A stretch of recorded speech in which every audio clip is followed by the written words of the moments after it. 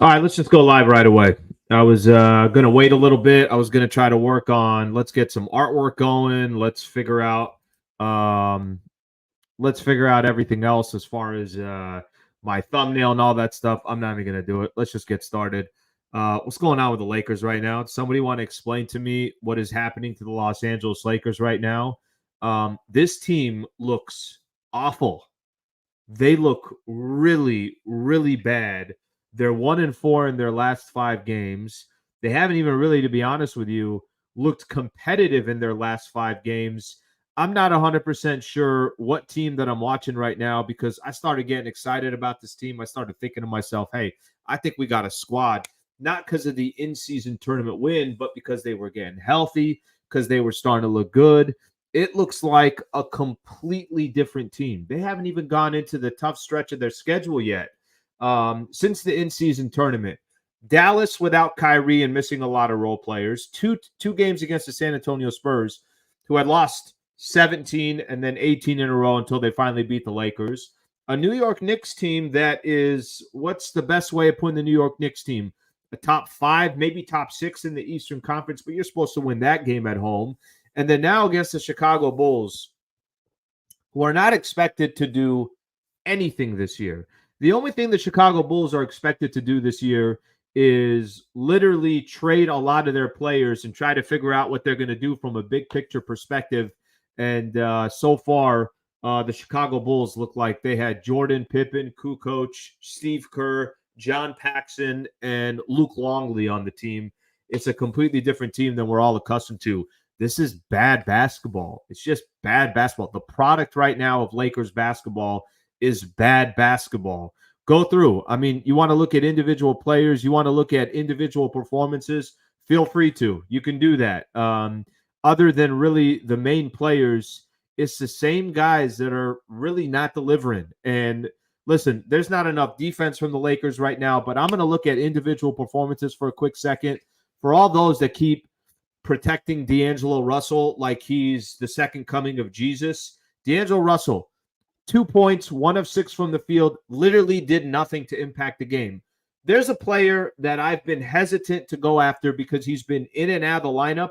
Tell me what Rui has done this year. Does somebody want to explain to me what Rui Hachimura has done for the Lakers so far this year? And if you're looking to upgrade your roster, pay attention to those 2 players because those are the names that I keep hearing. Why would other teams want to trade for D'Angelo Russell and Rui Hachimura? What's the point? What's the purpose? If these guys are not consistent, if they don't show you that, wow, we got to have that type of player on our team, you should be rooting for those players, first off, because you want to see them do well for the Lakers. And second off, if you are going to go out there and make some deals, if you are potentially going to go out and trade some different players, and those 2 names keep coming up, why is anybody going to trade for them? Tell me what D'Angelo Russell has done on a consistent basis this year where you're another team saying, I want that guy. Or Rui Hachimura. Again, I've been hesitant because he's been in and out of the lineup, so I want to give the guy the benefit of the doubt. But tell me what Rui's done this year as well to kind of sit back and say, yeah, Rui's really coming through. He's making it happen. I'm seeing a stat here on Spectrum Sportsnet. 1-4 in their last 5 games. Given up 122.5 points per game in those 5 games. You guys have heard me enough. You guys have heard me talk enough about Lakers basketball where you know that if I'm talking Lakers basketball and I'm encouraged about something, it's because of what the Lakers do on the defensive side. Right now for the LakeShow, they're not playing any defense. There's no secret why they're losing these games. Let me give you guys a stat here that you guys can see, and you guys will know exactly what I'm talking about.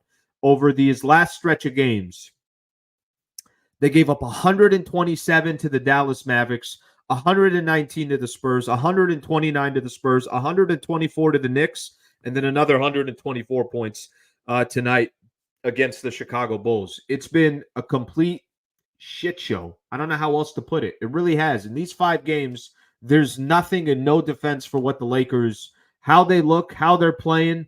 The Chicago Bulls pretty much did anything they want to do. I want to say they shot over 50% from the 3-point line.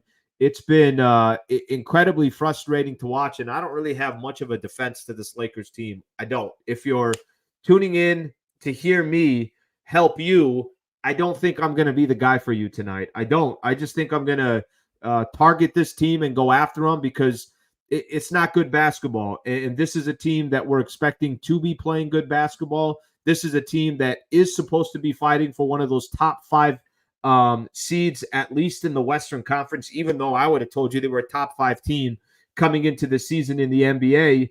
They are nowhere near what a championship quality team would look like. And for those that want to keep saying, this is a quote I mentioned today in the pregame show. I talked about it yesterday when I was doing Lakers talk.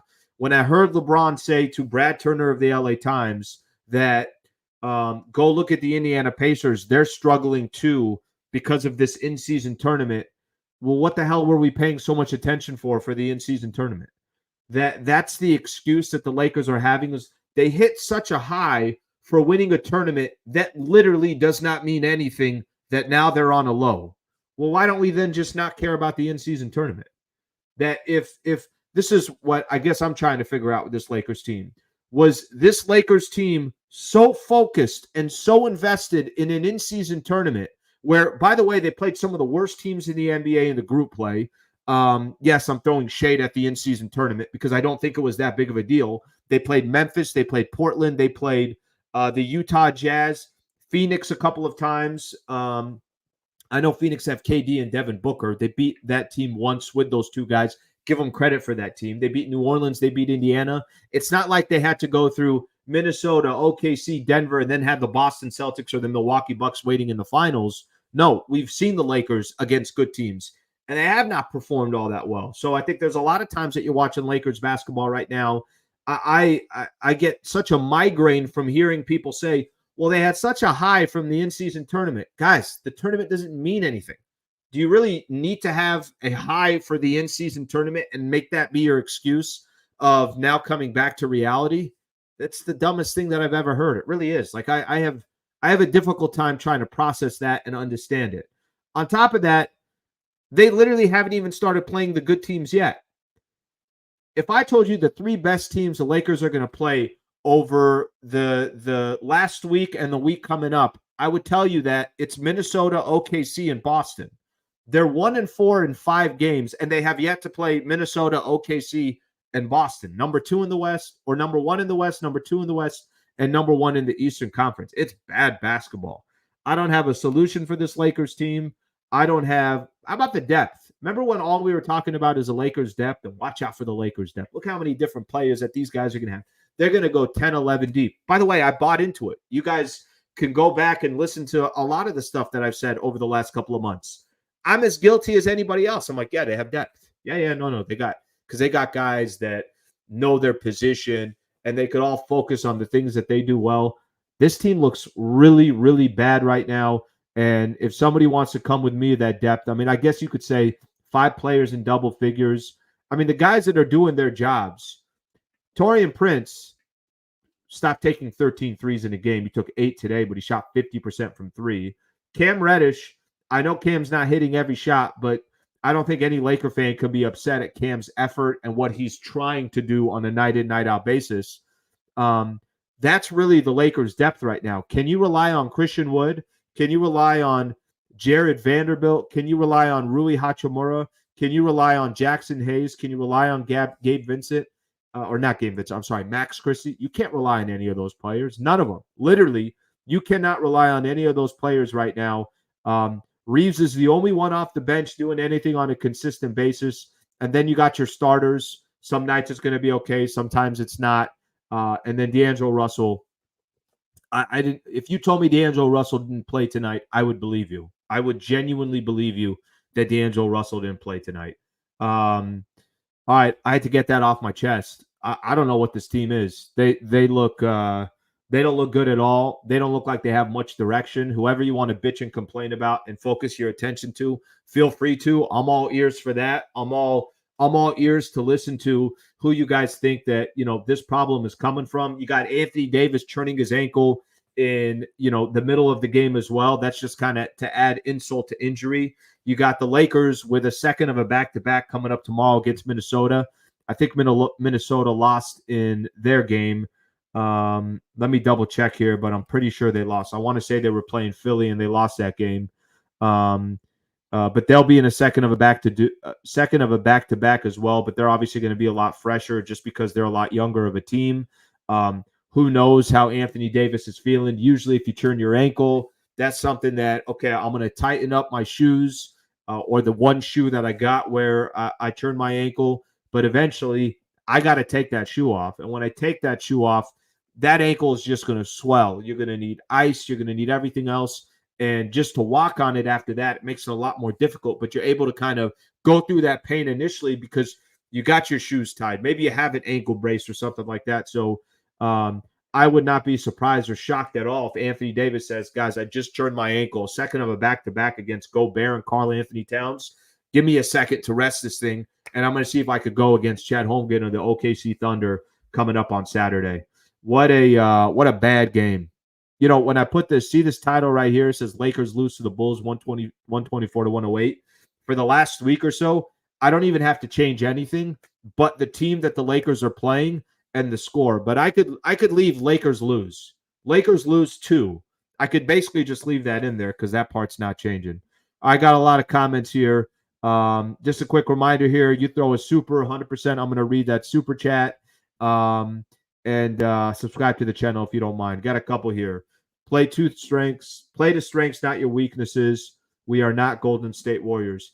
I think Arthur Johnson, I appreciate the super. I believe what you're talking about. It's probably going to be on the three-point shooting. Lakers shot 12 of 37, 32%. How about this? What if I told you that the Chicago Bulls hit 6 more threes than the Lakers? They were plus 18 from the three-point line. They hit 6 more threes from the Lakers, and they actually took 3 three-pointers less. They shot over 50% from the three-point line. Hey, maybe this is just one of those where every time it feels like there's another squad out there that's just better than the Lakers. They're hitting more threes, however you want to describe it. But the Chicago Bulls are also not the Golden State Warriors.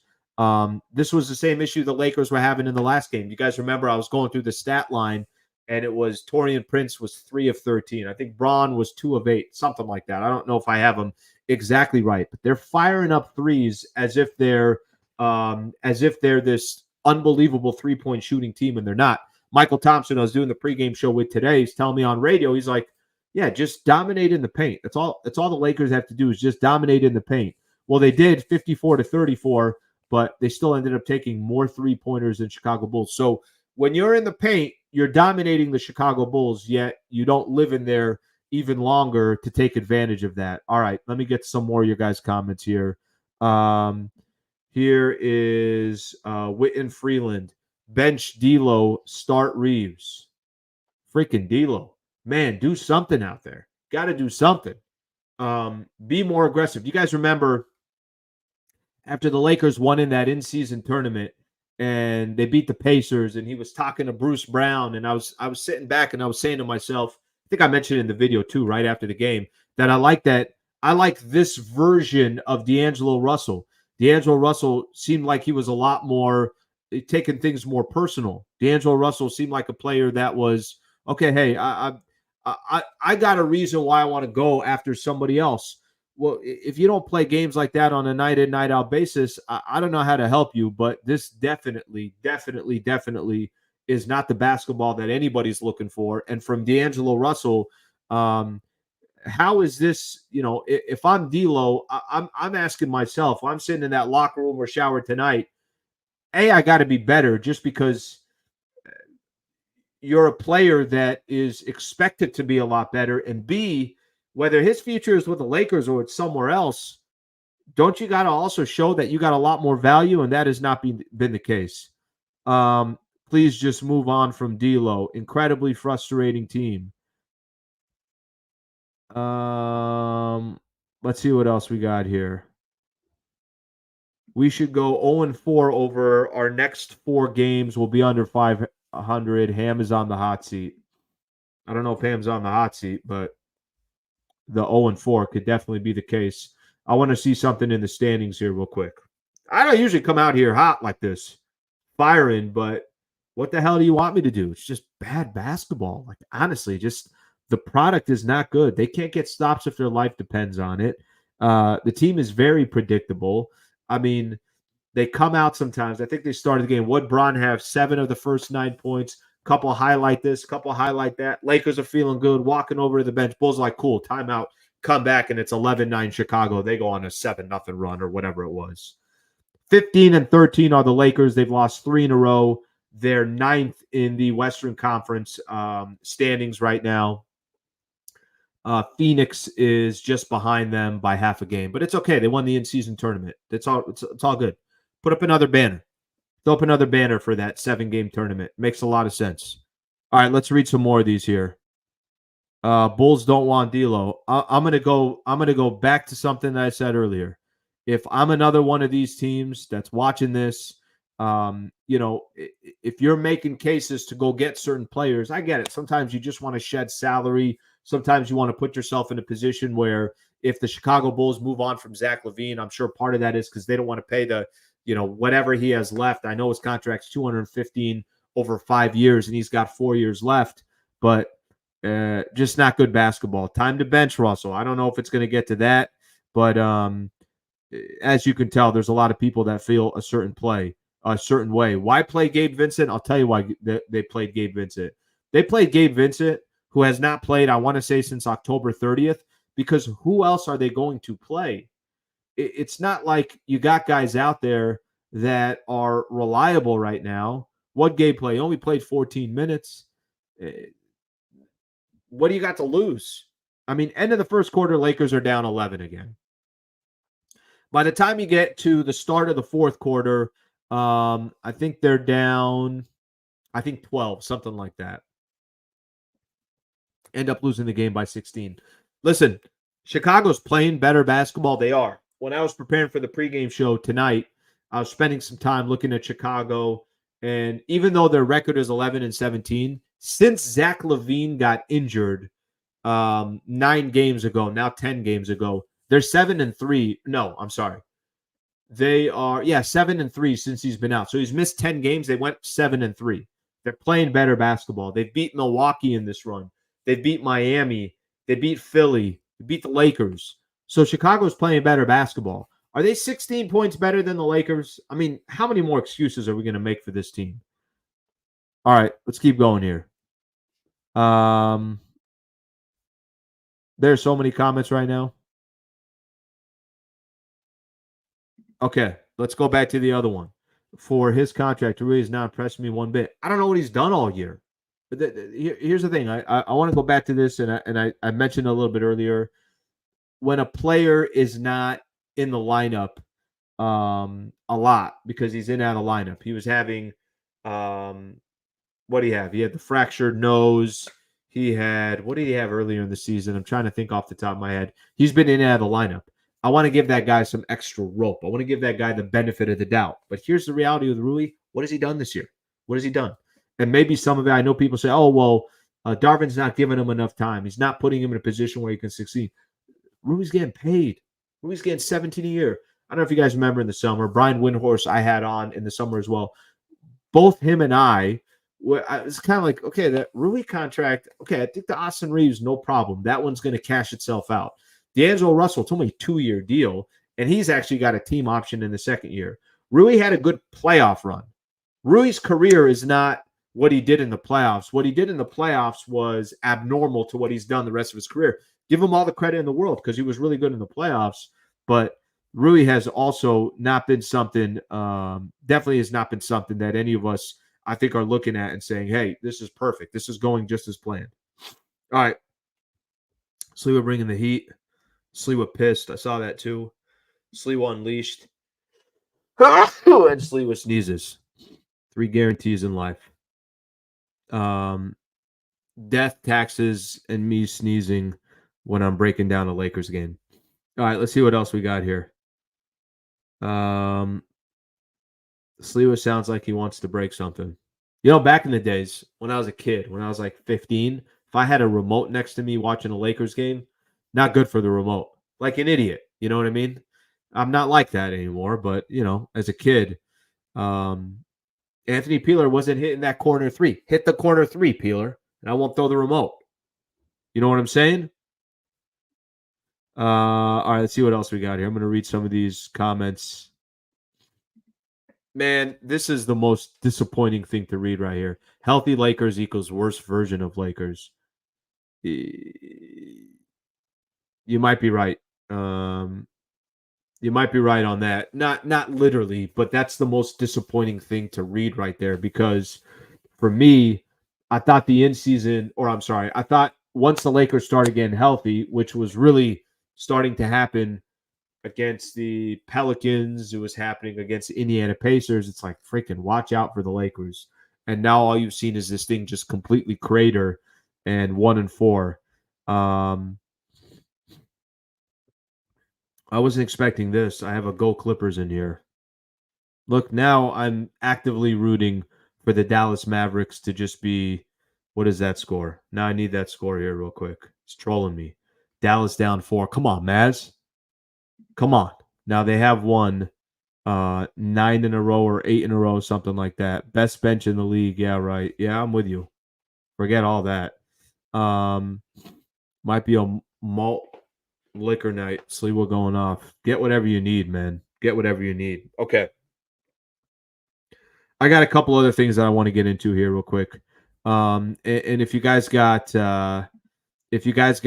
anything specific that you want to put on here, go ahead and keep putting it on here. But this is a bad night for Lakers basketball. So here's the other thing, a couple other things that I want to get into. And I see Darvin Ham talking right now. So obviously I'm not seeing any of the quotes or anything along those lines. I'll open up Mike Trudell. Maybe Trudell's got something here that I can catch. I am curious to see what the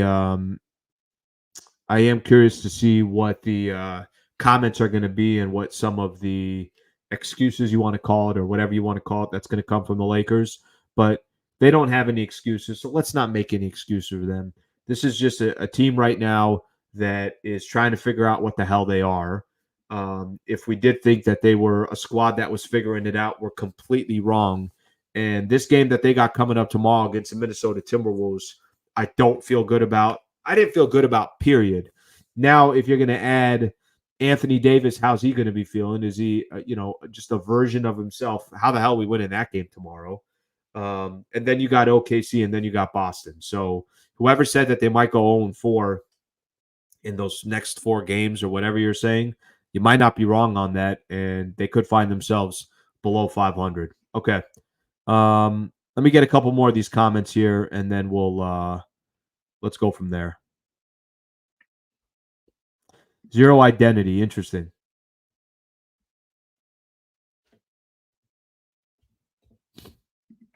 Darvin post interview. That's a hell of a ball club over there. That does seem to be one of the comments that always comes through. I'm gonna go back to. I'm gonna find that quote that I had. Zero identity. I don't know what their identity is. I got to be honest with you. I think that's actually a good way to put it. If I told you right now what is Lakers basketball, I would tell you that they got 2 stars that, for the most part, are going to deliver. They got a player that comes off the bench that, for the most part, is going to deliver. But I have no idea what they're doing after that. And I have no idea who they are after that. That's a tough one to try to figure out.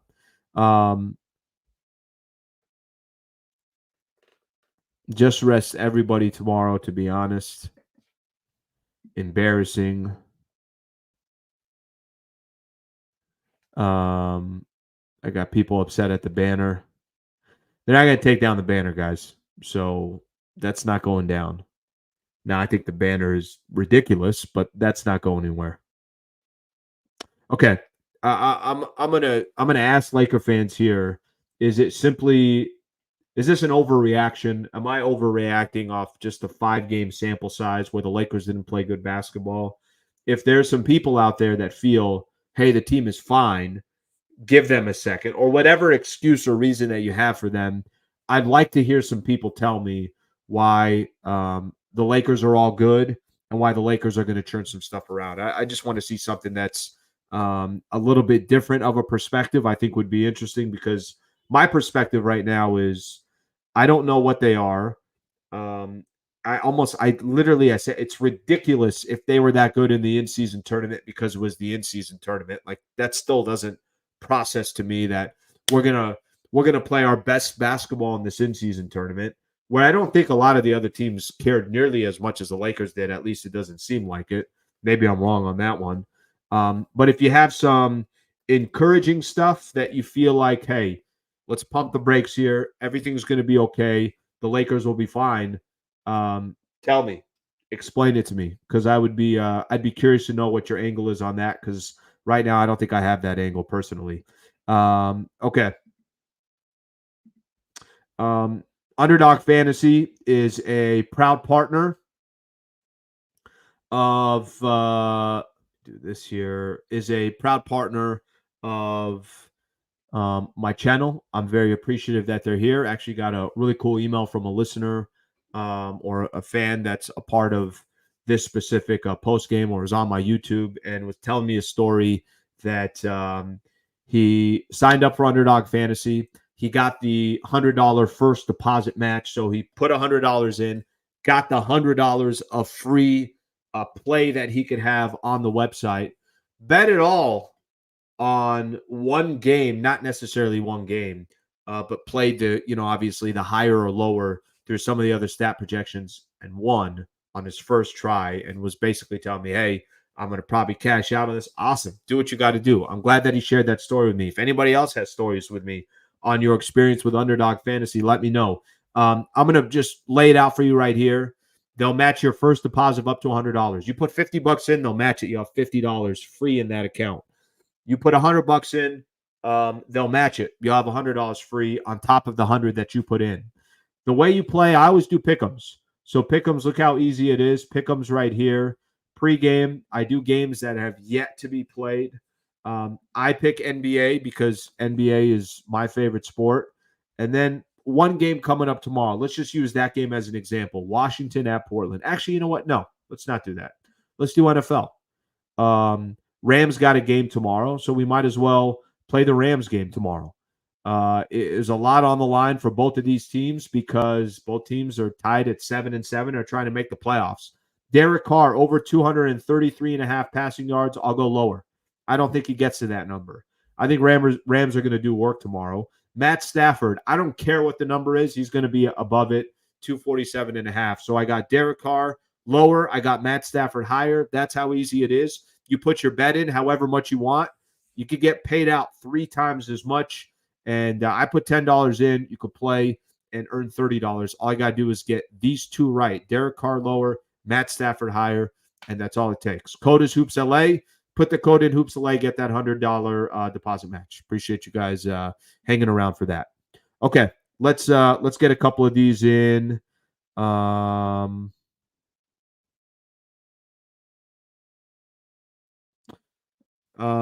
Rui, or good point, say Rui got bad coach so far this year. Sad to see you trade him. D'Lo and Torian, I'm not kidding. Those guys are dispensable. Here's the problem. Bill, whatever you want to do as far as the trade goes, whoever you want to shop, you need these players to be playing well. Torian Prince is actually, for what the expectations were, I think Torian is fine. But the reality of the Lakers situation, if D'Lo is not playing well, it's not good for the Lakers. It's not good for the Lakers in these games that they have, and it's also not good for his trade value. If Rui's not playing good, it's not good for his trade value. So it's not helping the Lakers in any stretch of the imagination. Let's see what else we have. This is interesting. Will this age really, really poorly if the Lakers continue to lose, or let's just say that, they just squeaked into the playoffs but weren't able to make any noise? Does that turn it, or does that banner, do people get more angry that the banner is up there? I don't have an answer to it, but I think that's interesting. This is Ham's problems, not the players. I would say it's both. Allen, no need to panic. We'll turn it up as an 8th seed and make it to the finals. Yeah, I worry about that. I worry about playing that game where you're playing with your food and you think everything's just going to be fine and it's no problem and it's no big deal. And then next thing you find out, you're back in the playing tournament and you just never know that what can happen. Um, Still super early. I know sounds like I'm overreacting, but at one point I think they were third or fourth in the Western Conference. And now just like that, in the course of a week and a half, they go from a half game or one game out of third place to now they're all the way back in ninth and they're 6 games out of first and got Minnesota tomorrow. And if Anthony Davis is not healthy or he can't go in that game, I think you guys all know what's going to happen tomorrow. You're not overreacting at all, Alan, just playing really bad basketball right now. Most people feel the same way in regards to that.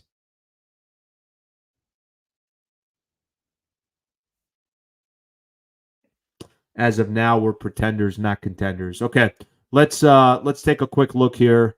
I want to go back to the game the Lakers got coming up tomorrow. So Minnesota is 20-6 on the season. That's what the Timberwolves are. They lost at Philly. So, but leading into this, they beat Miami, they beat the Pacers, they beat the Mavs, lost a game against the Pelicans before that. They beat the Grizz, the Spurs, the Hornets, the Jazz, the Thunder, and the Grizzlies. They got some wins here. Beat the Sixers, the Knicks, the Pelicans this year. Beat the Warriors a couple of times. They beat the Celtics. They got the Nuggets again. They got legitimate wins this year. And it's certainly something I think to keep an eye out on. The Minnesota Timberwolves, listen, I'm not trying to tell you that they're going to go win an NBA championship. But Anthony Edwards he's close to becoming a superstar in this league. If he's not, I don't think he's there, but I think he's close to getting there. Karl Anthony Towns is basically 20 and 10 a night. You can count on that. And then they got other guys, Naz Reid, Rudy Gobert, Mike Conley, Jaden McDaniels is a nice player. Kyle Anderson does a good job for them as well, kind of an old school player. Troy Brown Jr., who was with the Lakers last year. They got a deep team. So they got guys, they got stars, they're playing good. They got to feel good about themselves, even though they just lost the game. The only good thing I could really tell you from a Laker perspective is they're going to be second of a back-to-back as well. So, that's obviously good to know. How are the Minnesota Timberwolves at home? They're 11-1. They have one loss so far this year at home. So they're balling out at home. And I'm sure they're going to do everything they can to try to get that number 1 seed. It's not like Minnesota, where this team has great experience in the playoffs. So that's going to be important to them. So tomorrow will most definitely be a challenge for the LakeShow. Holy smokes, T-Wolves are stacked. 11-1 at home. I didn't know they were 11 at home. 11-1. They'll beat Minnesota. Not worried about the Wolves. Minnesota is due for another loss.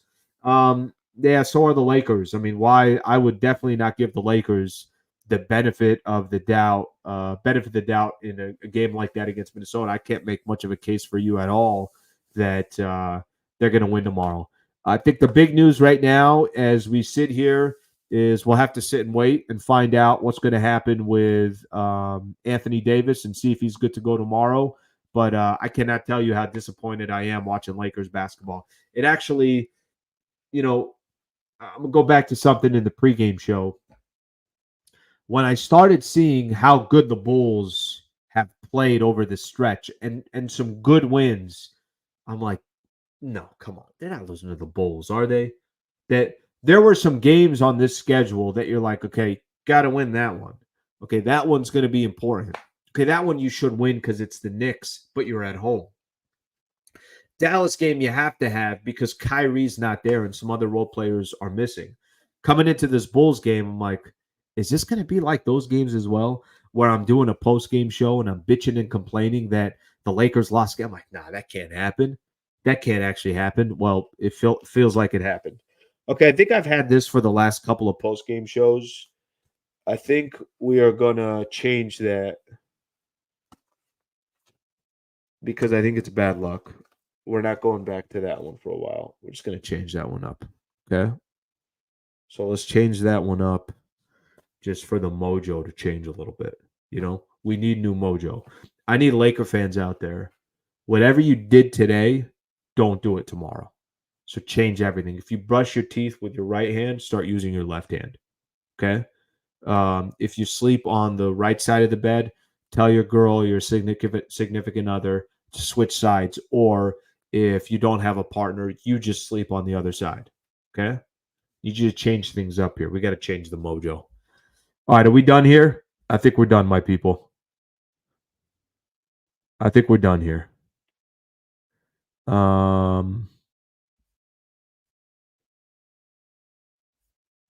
Yeah, I think we're done. I appreciate you guys being a part of the show. Sorry we cannot deliver a freaking